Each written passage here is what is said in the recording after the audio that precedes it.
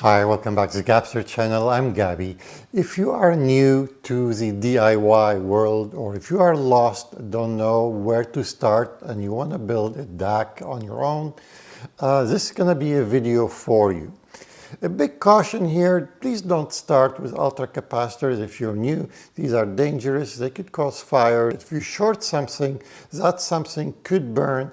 When things start burning, fire start, and you know the drill. You could harm yourself, your family, and your property. I get a lot of emails. I've been talking to a lot of people. There's some people that are trying to do things. They're overwhelmed with all this information. Some people never done anything.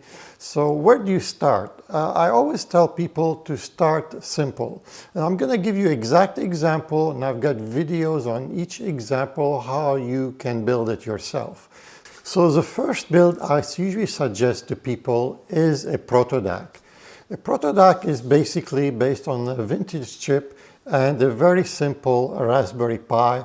It was introduced to me by Mark, who actually made designed the Protodeck board, and he's got a whole site for it on Mood. He generously donating all these schematics and all these things for all the DIY community. Mood is a great software for streaming, and the great thing about it is it's free and it's open source. So this is a great way to basically run your Raspberry Pi and stream on it. And then once you're on Mood, you can also go into the Protodeck section on top right corner, and from there you'll be able to see a whole list of different links where you can basically, that's going to help you build the Protodeck. And the biggest one of them, for example, like the builder guide, when you go in there, you'll be able to see it's like basically a great manual that's going to itemize everything for you, and it's going to help you build the Protodeck.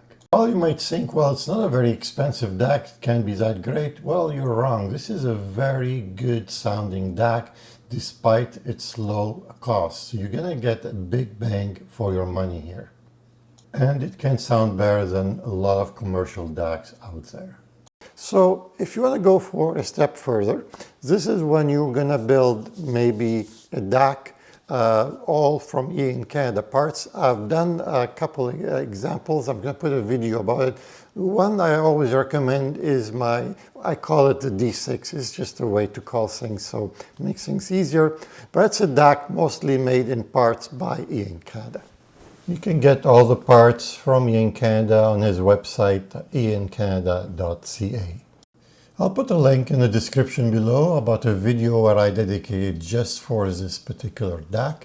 But if you want just a quick idea of what it is, you'll see on the bottom, this is basically the power supply. There's a couple batteries and a couple ultra capacitors, so it's a really good power supply.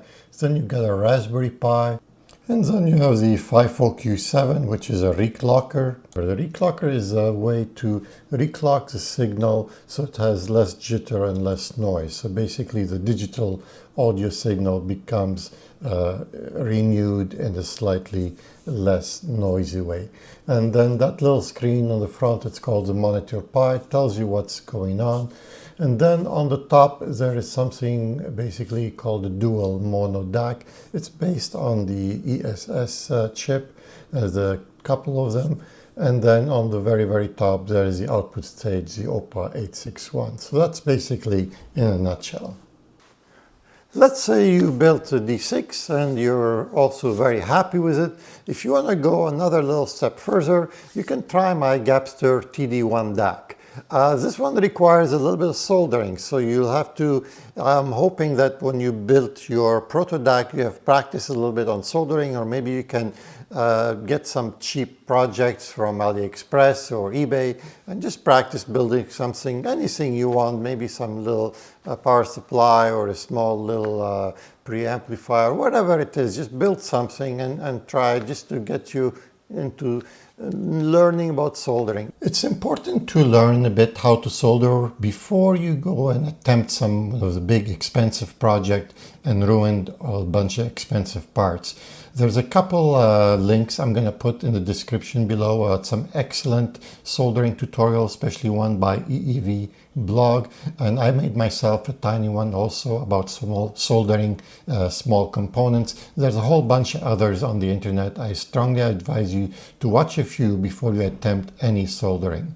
If you are soldering stuff, please stay away from solder that is high in silver. Yes, they all sound great, but they're extremely difficult to work with, especially for someone starting out. Even for me, I still prefer the old-fashioned solder because it's a lot easier. At least you get a good soldering job is way better than any promises of high silver content and stuff like that. Once you build a Gabster TD1 DAC, you pretty much should experience some very high quality sound, even though if you're building it on a platform. The one I recommend the most is the Pure Pi by Ian Canada. Again, it's basically a power supply. It's on the base, which has batteries. It has ultra capacitors. All you have to do is plug in a 5-volt to it, and it's going to run pretty much most of your system. And that's usually the best way. And if you follow, I have two videos if you want to build a Gabster TD1 DAC, I have two videos that you should watch to begin with. And I'm going to put those in the description below as well. And if you watch those two videos, it's going to give you a good idea where to start and where you should go to build one. The last thing I want to talk about in this video, I'm going to keep it short, is power supplies. When it comes to power supplies, there is different ways to powering something. You can get some really cheap, inexpensive 5-volt power supplies, just the one that you get from AliExpress, or you can get some little nicer one. They're still basically not linear. They're something like an i5 power supply. They're getting a little bit expensive though now, but still it's an easy way. You just plug in and you're good to go. You can get those like in 5 volts, 15 volts and stuff like that. And if you want to go cheap and you don't mind playing with some high voltage like 110 and 220, you can get some cheap power supplies from AliExpress, and they're still pretty good as well. I'll put a link in the description below about those as well. I also did a video about different power supplies that you can use to power, for example, your Gabster TD1 DAC, and I'm going to put a link again as well for it in the description below. So I'm trying to keep this video as simple as possible, and it depends which way you want to go. Just follow one of the links and it will take you where to go. I'm doing this video specifically for you guys starting out, just to get you oriented so you're not lost, so you know roughly where to go. My list wouldn't be complete if I don't include a lot of the other companies that actually either sell or manufacture DIY kits, and some of them are really amazing products and they're made by brilliant people. I'll put a list of them here and you can for sure Google them and find out more about them. It's just I never have built any of these before, so I'm not the one that can give you a lot of information and advice on them.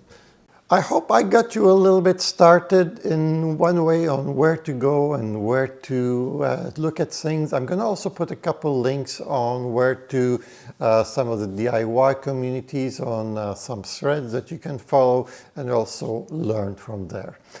If you want to see more about my Gabster TD1 DAC, I'm going to put a link for it in this corner here. There'll be a speaker in the middle if you'd like to subscribe, and you can join my Patreon for as little as $1. I'll put a link for that as well. Take care, and I hope to see you again.